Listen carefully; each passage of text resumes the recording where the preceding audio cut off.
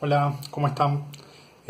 Bueno, vamos a continuar con la clase que habíamos dejado la última vez. Ahora vamos a arrancar con el libro 2 de la Ética Nicomaquea. Bueno, va a comenzar a hablar sobre la virtud ética. ¿Sí? El libro 2 se llama Naturaleza de la virtud ética. Y el primer apartado, la virtud ética, un modo de ser de la recta acción. La dianoética se origina y crece principalmente por la enseñanza, y por ello requiere experiencia y tiempo. Esto habíamos visto la vez pasada, la diferencia entre ética y dianoética. Dianoética era la que estaba relacionada con el conocimiento y la ética con las pasiones. Entonces la dianoética, dice, se origina y crece principalmente por la enseñanza, ¿sí? Todo lo que tiene que ver con el conocimiento crece con la enseñanza y el tiempo. En cambio, la ética procede de la costumbre, como lo indica el nombre, que varía ligeramente del de costumbre. Esto les va a parecer tonto, que diga procede de la costumbre, como indica el nombre, que varía ligeramente del de costumbre, pero en realidad en griego está usando dos palabras diferentes. Pero bueno, dejémoslo pasar por alto. De este hecho resulta claro que ninguna de las virtudes éticas se produce en nosotros por naturaleza, puesto que ninguna cosa que existe por naturaleza se modifica por costumbre. O sea que las virtudes éticas, o sea, cómo nos comportamos nosotros, bien o mal, pero cómo nos comportamos, no viene determinado por naturaleza, ¿sí? Nosotros, por lo menos los seres humanos, tenemos la capacidad de decidir si hacer algo bien o hacer algo mal. Por eso esto lo descarta Aristóteles. Dice, no, nosotros no nos comportamos como los animales por instinto, sino que tenemos la capacidad de decidir. Por eso nuestras acciones son consideradas buenas o malas, porque somos libres de decidir cuál de las dos hacer. Además de todas las disposiciones naturales, adquirimos primero la capacidad y luego ejercemos las actividades. ¿Sí? Por ejemplo, antes de empezar, no sé, a jugar a la pelota, necesitamos adquirir la capacidad, o sea, ser capaces de poder jugar a la pelota. Y después ejercemos esa actividad. En cambio, adquirimos las virtudes como resultado de actividades anteriores. ¿Sí? Virtudes es, por ejemplo, tocar la flauta. ¿Sí? Tocar la flauta virtuosamente lo vamos a aprender o lo vamos a adquirir con el ejercicio, ¿sí? Ejerciendo esas actividades hasta que, bueno, después de tanta práctica, podamos tocar la flauta virtuosamente. ¿Sí? Entonces, acá lo que está haciendo es una distinción entre las disposiciones naturales y las actividades virtuosas. Así nos hacemos constructores construyendo casas y citaristas tocando la cítara. Tocando la cítara se hacen tanto los buenos como los malos citaristas, y de manera análoga los constructores de casas y todo lo demás. ¿Sí? Así que por más que practiquemos lo que dice Aristóteles, no necesariamente nos vamos a volver buenos haciendo lo que practicamos. Podemos practicar mucho algo y que no nos salga nunca. Porque Aristóteles cree mucho en las disposiciones naturales, o sea que tenemos que tener cierta tendencia a tocar bien un instrumento, supongamos. Tenemos una parte natural que nos da la capacidad o la tendencia a tocar bien la guitarra, supongamos. Y bueno, la práctica nos convierte en virtuosos. Pero también practicando se convierten en malos guitarristas algunos, por más que practiquen mucho. Eso dice Aristóteles. Bueno, sigo. Pues construyendo bien serán buenos constructores y construyendo mal, malos constructores. Si no fuera así, no habría necesidad de maestros, sino que todos serían de nacimiento buenos y malos.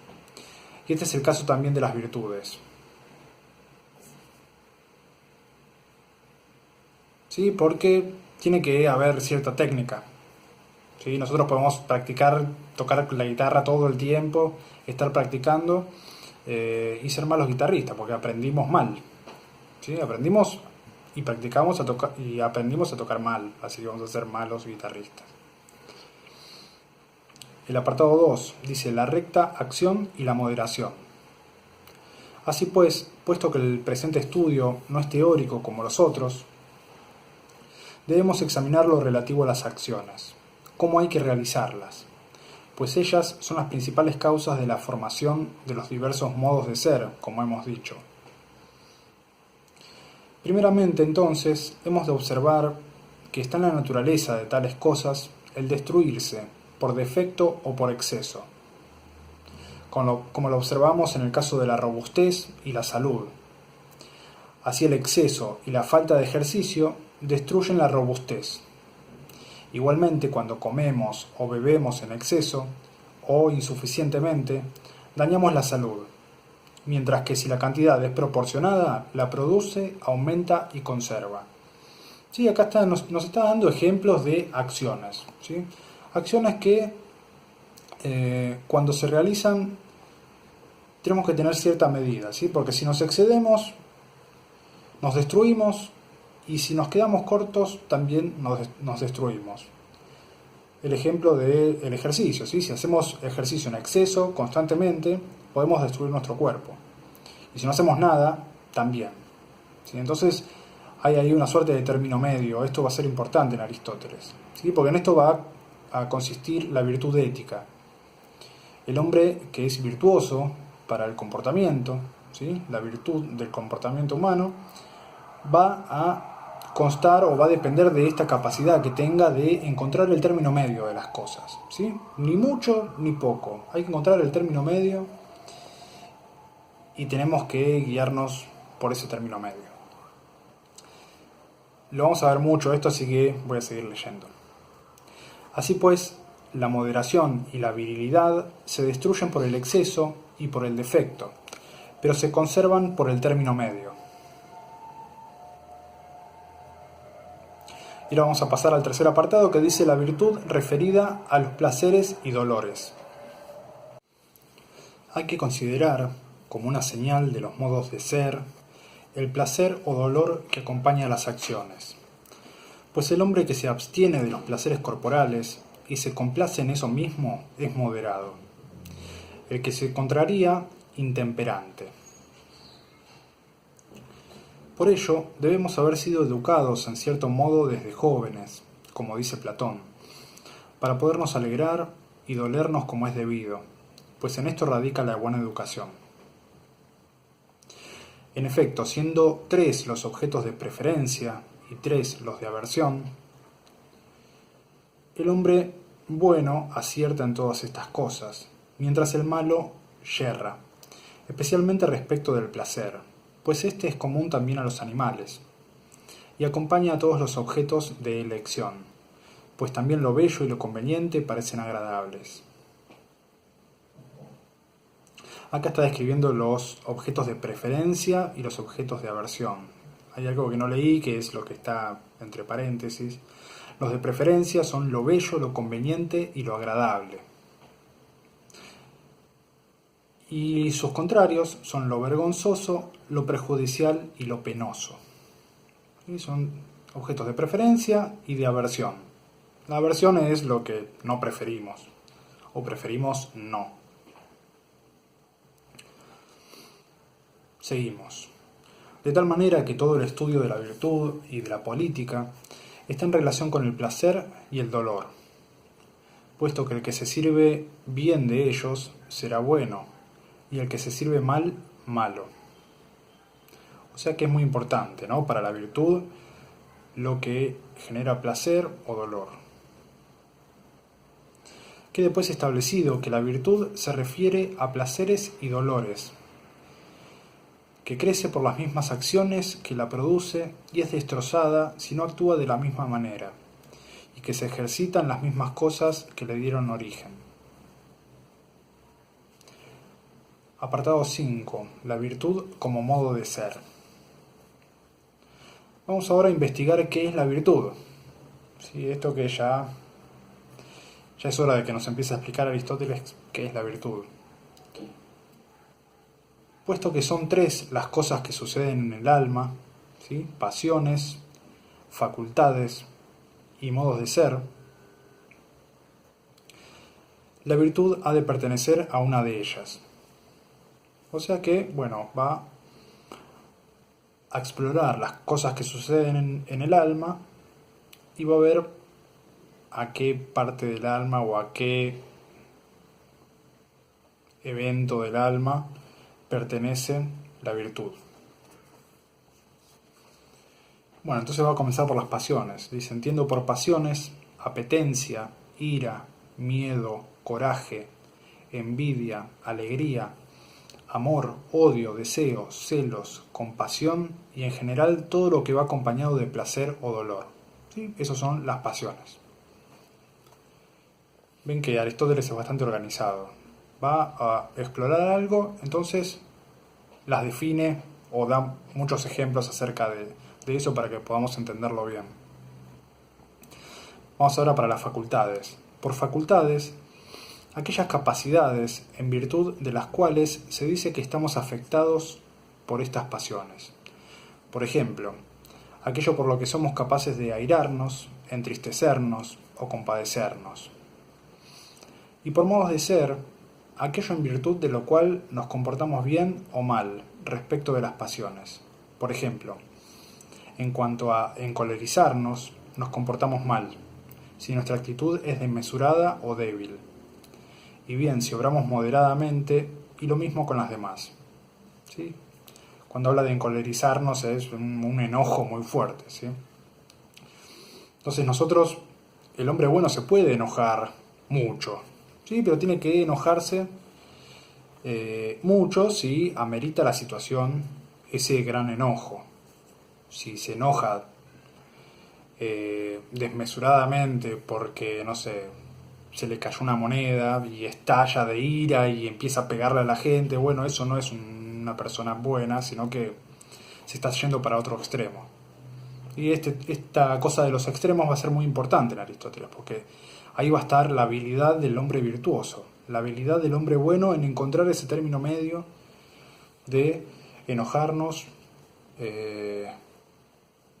la cantidad justa, ¿sí? Enojarnos la cantidad justa, satisfacer nuestros placeres en la cantidad justa, ¿sí? Si nos gusta tomar vino, bueno, no hace falta que no tomemos nunca vino, pero tampoco que estemos tomando todo el tiempo. Hay que ser moderados, o sea, tratar de encontrar el término medio a todo.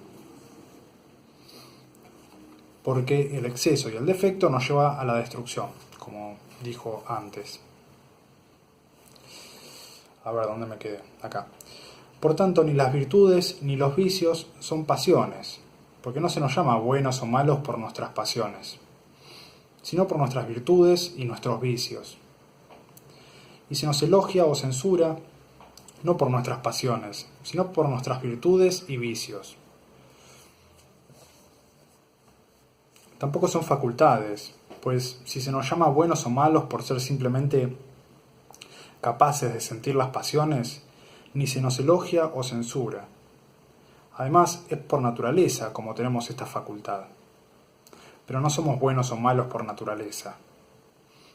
Así pues, si las virtudes no son ni pasiones ni facultades, solo resta que sean modos de ser.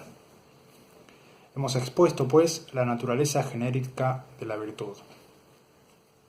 Entonces, haciendo este estudio, descubrió, bueno, ¿qué es la virtud? Es un modo de ser. Entonces el apartado 6 va a hablar acerca de la naturaleza del modo de ser, y así se llama el apartado, naturaleza del modo de ser. Mas no solo hemos de decir que la virtud es un modo de ser, sino además de qué clase. Se ha de notar, pues, que toda virtud lleva a término la buena disposición de aquello de lo cual es virtud, y hace que realice bien su función.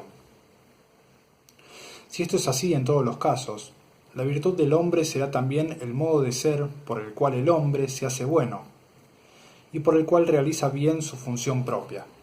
¿Sí?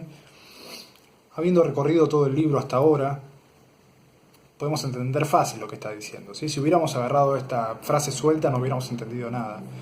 Pero ya virtud más o menos sabemos lo que es. Y voy a repetir esta frase porque es muy importante. Dice, la virtud del hombre será también el modo de ser por el cual el hombre se hace bueno y por el cual realiza bien su función propia. Habíamos visto que la función propia del ser humano era la racionalidad, ¿sí? Su capacidad racional. O sea, vamos a traducirlo un poco a ver si entendemos mejor. La virtud del hombre, o sea, el modo de ser por el cual el hombre se hace bueno y por el cual realiza bien su función racional. Bueno, vamos a seguir. En todo lo continuo y divisible es posible tomar una cantidad mayor o menor o igual, y esto o bien con relación a la cosa misma o a nosotros. Y lo igual es un término medio entre el exceso y el defecto. Importante. Llamo término medio de una cosa al que dista lo mismo de ambos extremos. Y este es uno y el mismo para todos. Y en relación con nosotros, al que ni excede ni se queda corto. Y este no es ni uno ni el mismo para todos. ¿Sí? Acá está haciendo una distinción de lo que es el término medio. El término medio entre una distancia, ¿sí? Por ejemplo, el término medio de mi libro sería por acá más o menos, ¿sí? Y ese término medio va a ser el mismo para todos nosotros. Todos los que veamos este libro electrónico, vamos a determinar que el término medio está acá, ¿sí? Porque cuando se habla de las cosas, el término medio es el mismo para todos. Pero cuando hablamos de nuestros deseos, el término medio no es el mismo para todos. ¿Sí? El término medio va a depender de cada persona. Por ejemplo, seguimos con el tema del vino. Para mí mucho vino pueden ser 3 botellas, ¿sí? Entonces me tomo 1,5 y mi término medio ahí está bien, ¿sí? Tomarme 1,5. Pero otra persona se toma un vaso y ya está completamente borracho. Entonces ese va a ser su medida. Un vaso es un exceso, así que se va a tener que tomar medio porque si no termina roto. Bueno, eso como ejemplo, ¿no? Para el término medio que corresponde a cada una de las personas. Entonces ahí tenemos la diferencia, el término medio de las cosas, que es igual para todos, y el término medio de cada uno, de cada deseo, que puede ser muy diferente de una persona a otra.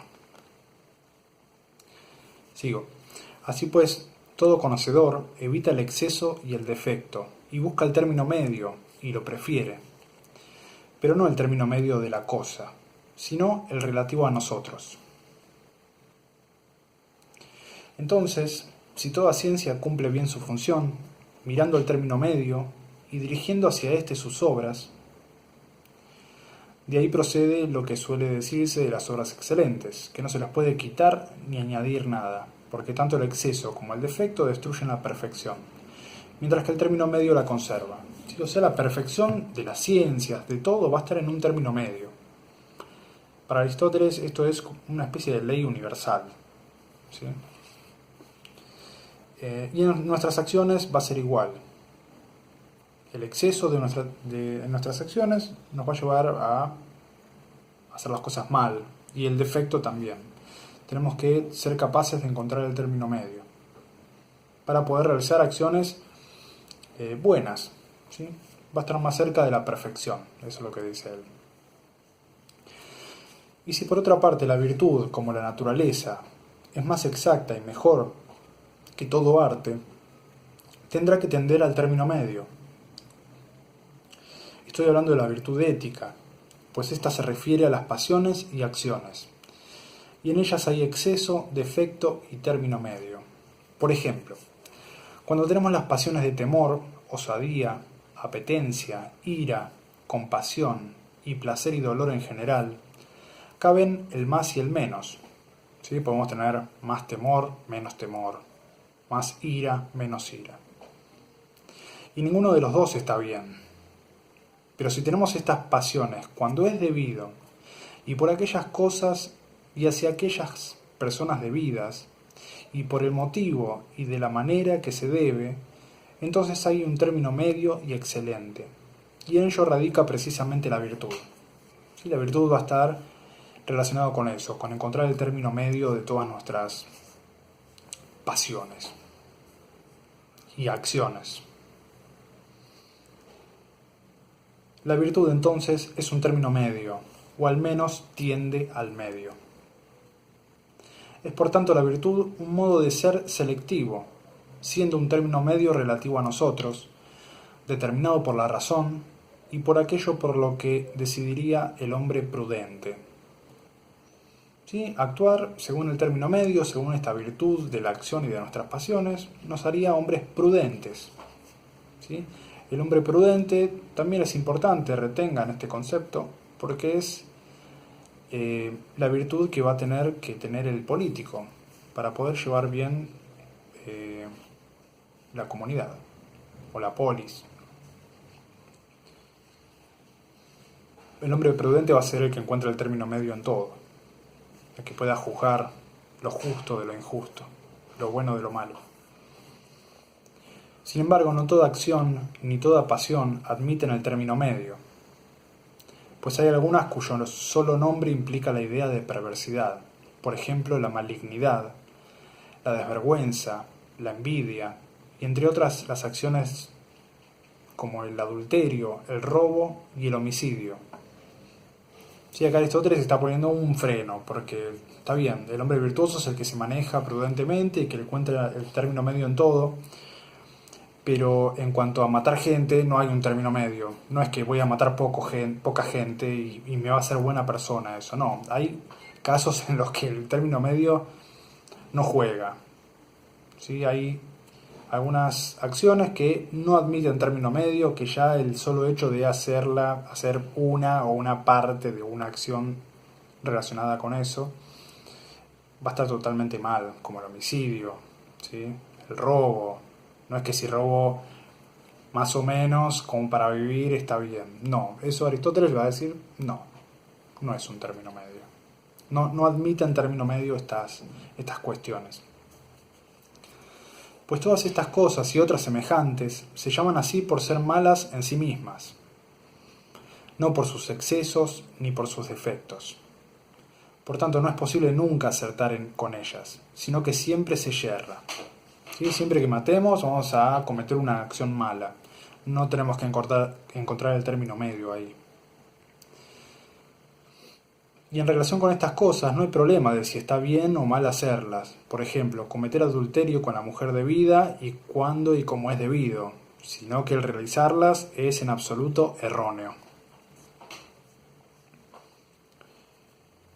Vamos con el apartado 7. Ejemplos de virtudes como término medio entre un exceso y un defecto. Bueno, lo que nos va a empezar a dar son ejemplos, que está buenísimo, así podemos entender un poco mejor. Dice, pero nosotros debemos no solo decirlo en general, sino también aplicarlo a los casos particulares. En efecto, cuando se trata de acciones, los principios universales tienen una aplicación más amplia, pero los particulares son más verdaderos, porque las acciones se refieren a lo particular, y es con esto con lo que hay que estar de acuerdo. Entonces, lo que propone Aristóteles es, bueno, vayamos a las acciones reales, particulares, lo que me puede llegar a pasar a mí, a vos o a cualquiera, porque hasta ahora estamos hablando en abstracto, ¿sí? Estamos hablando de término medio, de las acciones. Bueno, lo que pretende él es bajarlo a tierra y dar un par de ejemplos de la vida cotidiana. Yo no voy a hablar de todos, y si agarré un par nada más como para que entiendan. Si quieren pueden ir al apartado 7 y leerlo todo. Les leo lo que yo tomé. Dice, en relación con el miedo y con la audacia, el valor es el término medio. De los que se exceden, el que lo es por carencia de temor no tiene nombre. A ver, vamos otra vez. En relación con el miedo y con la audacia, el valor es el término medio. De los que se exceden, el que lo es por carencia de temor no tiene nombre.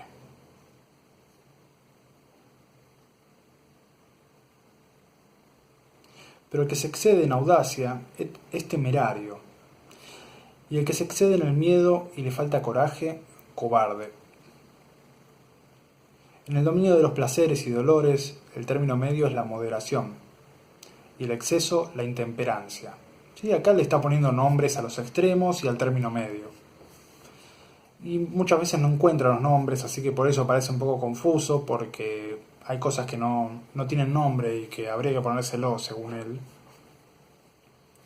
Pero bueno, continúo.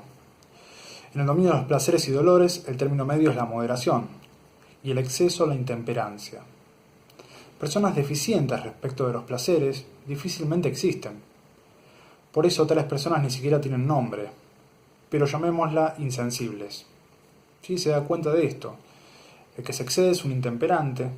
¿Sí? Ese es el nombre del que se excede en el exceso de satisfacción de los placeres. ¿Sí? Nosotros habíamos visto la vida voluptuosa. ¿Sí? En la vida voluptuosa el ser humano busca la felicidad ahí, en los placeres, en satisfacer constantemente los placeres. Bueno, y acá se demuestra que esto no es así, que el hombre virtuoso es un hombre moderado en cuanto a los placeres y a los dolores. Entonces el que se excede en los placeres es un voluptuoso. Acá el exceso lo llama intemperancia. Y el que encuentra el término medio es el moderado, como dijimos. Pero el que no quiere satisfacer sus placeres, difícilmente encontremos una persona así, dice Aristóteles, pero bueno, vamos a llamarlas insensibles.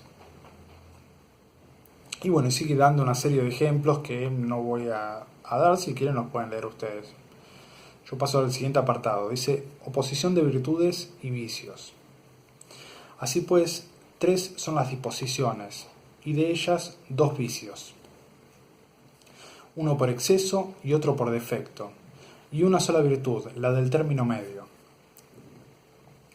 Y todas se oponen entre sí de cierta manera, pues las extremas son contrarias a la intermedia y entre sí, y la intermedia es contraria a las extremas.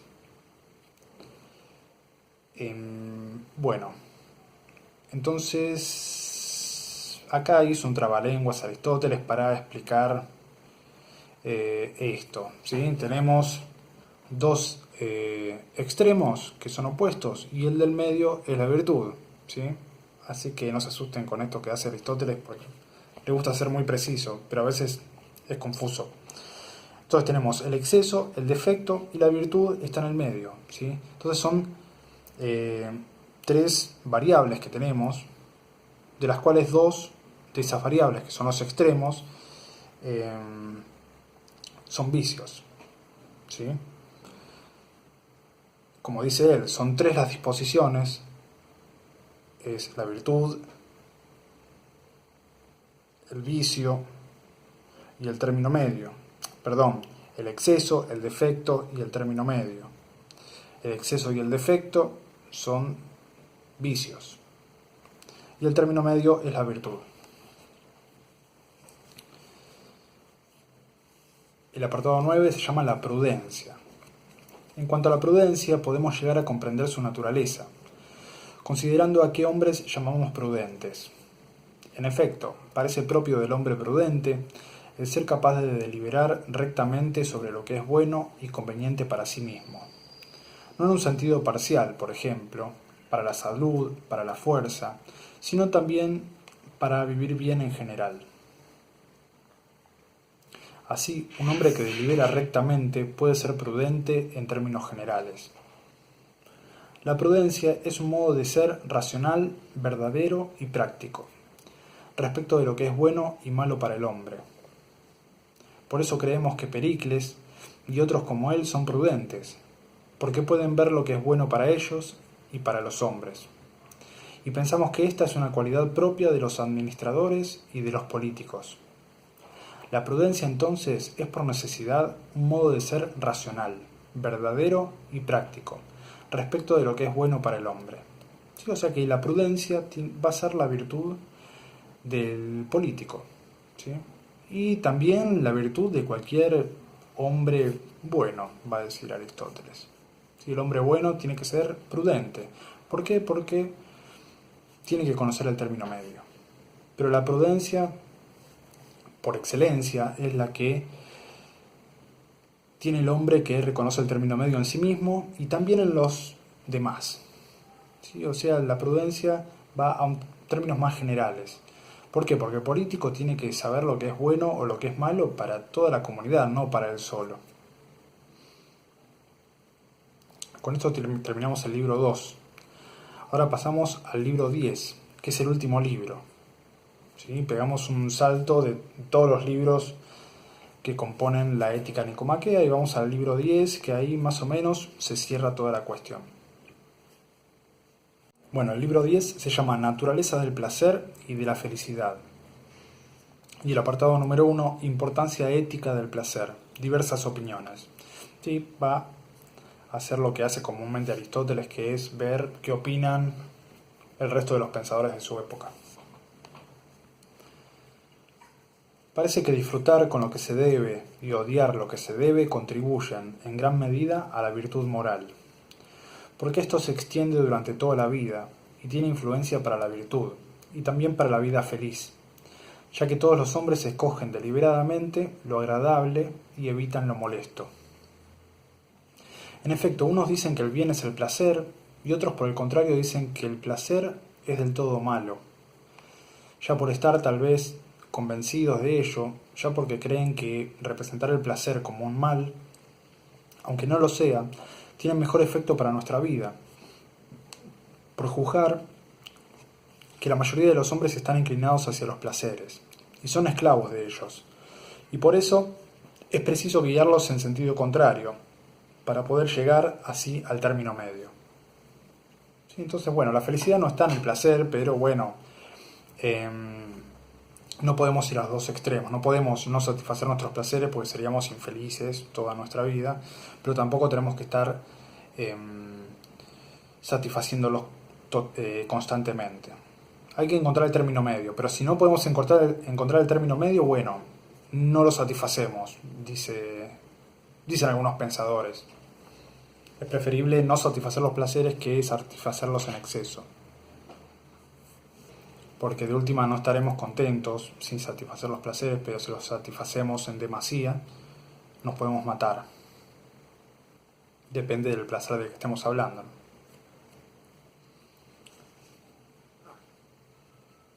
Salto al apartado 4. Opinión del autor sobre la naturaleza del placer. Es evidente que el placer, o sea, la opinión de Aristóteles, ¿sí? Es evidente que el placer surge con respecto a toda sensación, pues decimos de vistas y sonidos que son agradables. Y es evidente también que estas actividades son más agradables cuando el sentido es más excelente y va dirigido hacia un objeto semejante.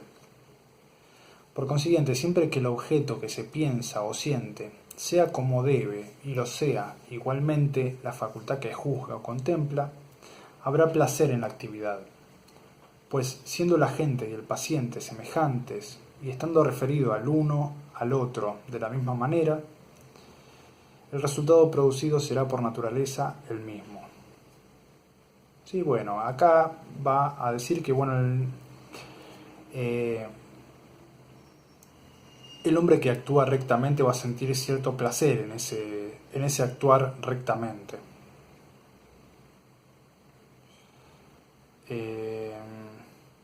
Porque sí, hacer las cosas bien nos da cierto placer, va a decir Aristóteles.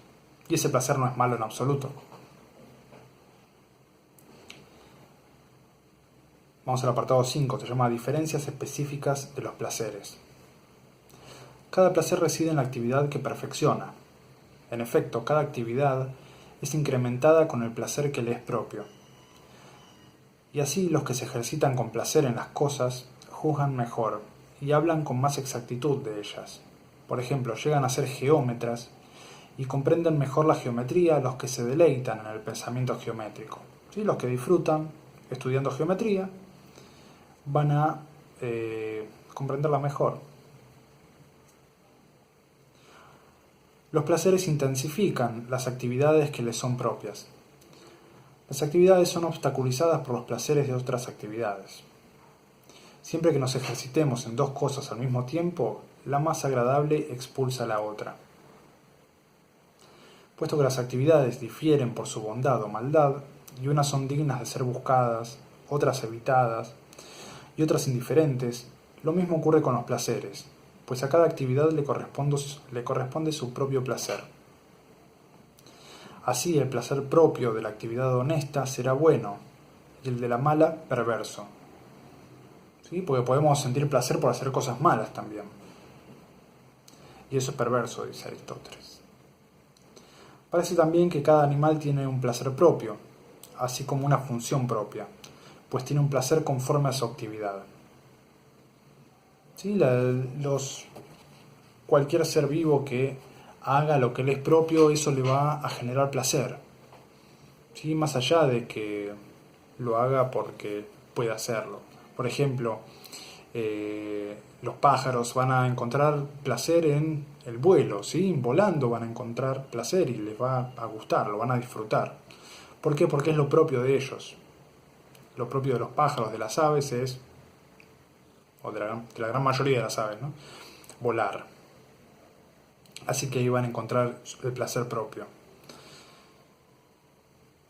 El del hombre, bueno, ya vamos a ver cuál es, pero ya casi está servido, ¿no? Que va a ser ejercitar el entendimiento, la razón. En los hombres, los placeres varían no poco, pues las mismas cosas agradan a unos y molestan a otros. Y las hay molestas y odiosas para unos y agradables y amables para otros.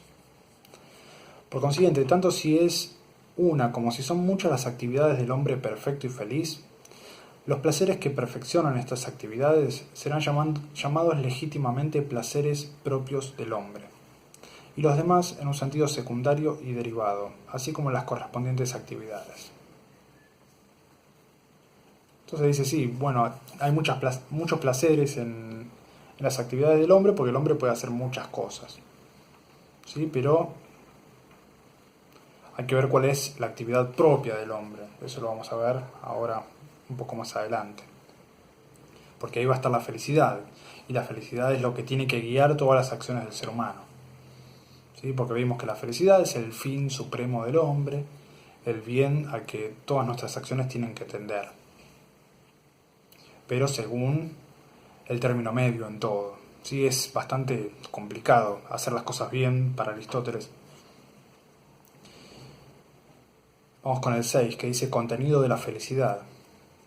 Es evidente que la felicidad se ha de colocar entre las cosas por sí mismas, deseables, y no por causa de otra cosa. Porque la felicidad no necesita de nada, sino que se basta a sí misma, y las actividades que se escogen por sí mismas son aquellas de las cuales no se busca nada fuera de la misma actividad. Tales parecen ser las acciones de acuerdo con la virtud, pues el hacer lo que es noble y bueno es algo deseado por sí mismo. Y acá ya empieza a cerrar Aristóteles la cuestión, después de todo el trayecto del libro, toda la averiguación que hizo. La actividad más preferible para cada hombre será, entonces, la que está de acuerdo con su propio modo de ser, y para el hombre bueno será la actividad de acuerdo con la virtud. La felicidad no está en la diversión, porque la diversión es como un descanso, y como los hombres no pueden estar trabajando continuamente, necesitan descanso. El descanso, por tanto, no es un fin, porque tiene lugar por causa de la actividad. La vida feliz, por otra parte, se considera que es la vida conforme a la virtud. Y esta vida tiene lugar en el esfuerzo, no en la diversión. ¿Sí? Encontrar el término medio a todas nuestras acciones es un esfuerzo, no es una diversión. Cualquier hombre puede disfrutar de los placeres del cuerpo. La felicidad no está en tales pasatiempos, sino en las actividades conforme a la virtud. Y en el apartado 7 vamos a ver cuál es la felicidad perfecta del hombre, ¿sí? Que es más o menos el tema del libro. ¿Cuál es la felicidad perfecta del hombre? que esa felicidad perfecta va a ser la que guíe todas nuestras acciones y las que nos haga hombres buenos o hombres malos. Hombres, mujeres, ¿sí? Aristóteles hablaba del hombre porque, bueno, ya sabemos de la época que era y cómo consideraban a los que no eran hombres. Pero bueno, estamos hablando de personas, ¿sí? Si la felicidad es una actividad de acuerdo con la virtud, es razonable que sea una actividad de acuerdo con la virtud más excelsa. ¿Sí? O sea que la felicidad tiene que estar de acuerdo con la virtud más excelsa del hombre, más importante, la que es propia. ¿Sí? Y esta será una actividad de la parte mejor del hombre, ya sea pues el intelecto, ya otra cosa, lo que por naturaleza parece mandar y dirigir, y poseer el conocimiento de los objetos nobles y divinos, siendo esto mismo divino o la parte más divina que hay en nosotros.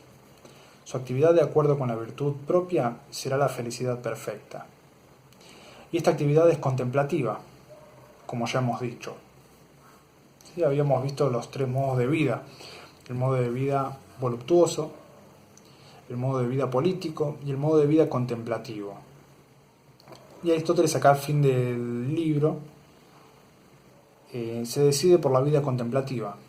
Ahí se va a desarrollar la virtud perfecta del hombre. Ahí el hombre va a encontrar su felicidad perfecta, en la vida contemplativa. No va a ser la vida voluptuosa, que es la satisfacción total de los placeres constantemente. No va a ser la vida política, que es tratar de encontrar el bien y la felicidad de todos los hombres de la ciudad, sino que va a ser la contemplativa. Que la contemplativa, la vida contemplativa es la vida que lleva el filósofo, ¿sí? El filósofo en aquella época de Aristóteles, que era contemplar el mundo, tratar de investigar las verdades acerca de las cosas, ejercitar el intelecto. Ahí está la felicidad del hombre, va a decir Aristóteles. En efecto, esta actividad es la más excelente, pues el intelecto es lo mejor de lo que hay en nosotros y está en relación con lo mejor de los objetos cognoscibles. También es la más continua, porque somos más capaces de contemplar continuamente que de realizar cualquier otra actividad. Y pensamos que el placer debe estar mezclado con la felicidad. Y todo el mundo está de acuerdo en que la más agradable de nuestras actividades virtuosas es la actividad en concordancia con la sabiduría. Esta actividad es la única que parece ser amada por sí misma, pues nada se saca de ella excepto la contemplación. Mientras que de las actividades prácticas obtenemos más o menos otras cosas, además de la acción misma. Si nosotros cuando estudiamos, va a decir Aristóteles, estudiamos por el solo hecho de estudiar. Cuando hacemos, no sé, una silla, la hacemos porque nos queremos sentar.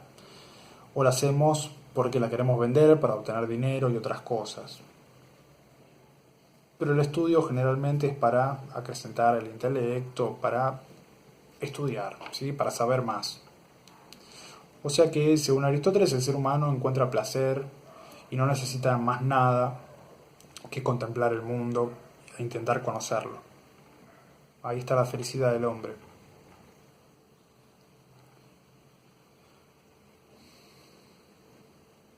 Es penosa la actividad del político, va a decir.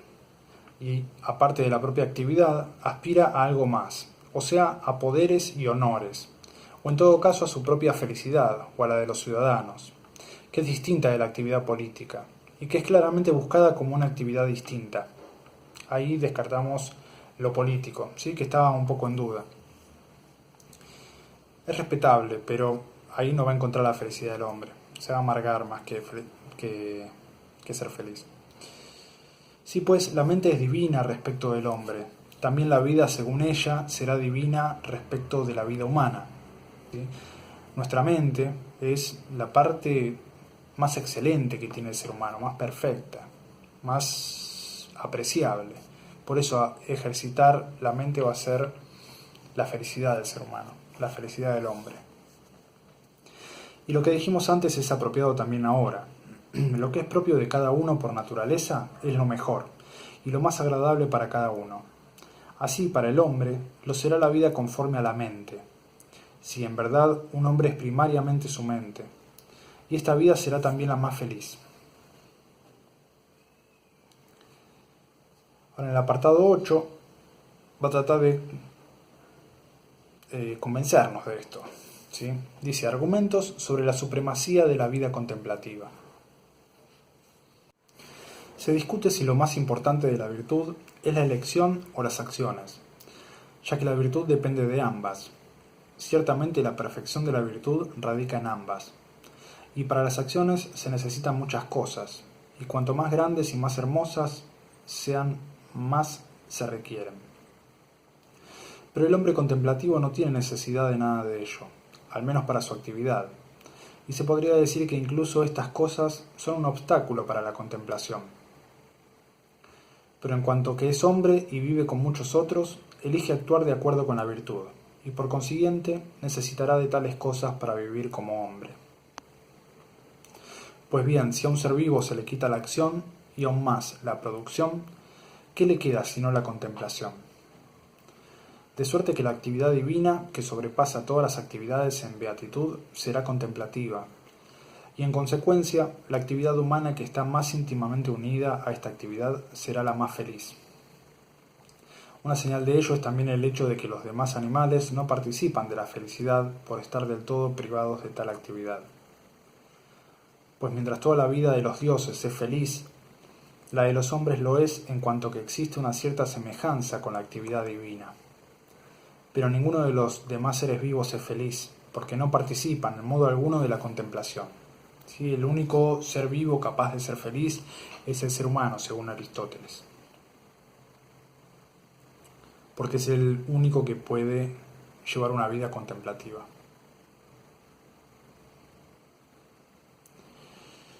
Es para discutir esto, me encantaría discutirlo en el aula, porque bueno, si nos dice que la felicidad está en la actividad propia de cada uno, bueno, los animales no tienen racionalidad, ¿sí? Así que pueden ser felices haciendo lo que es propio de ellos.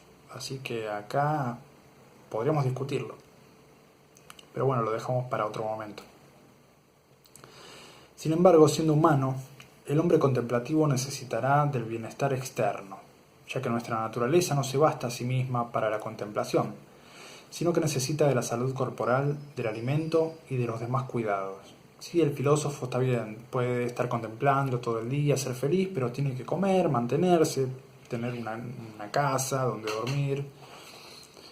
Así que es importante también eso, va a decir. Pero mientras estas opiniones merecen crédito, la verdad es que en los asuntos prácticos se juzga por los hechos y por la vida, ya que en estos son lo principal.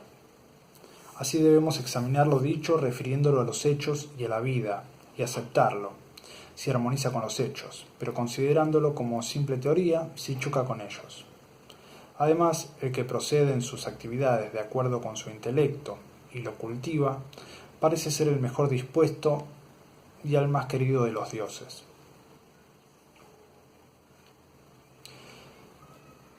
Y el apartado 9 dice necesidad de la práctica de la virtud. ¿Sí? La virtud hay que practicarla, hay que ponerla en actividad.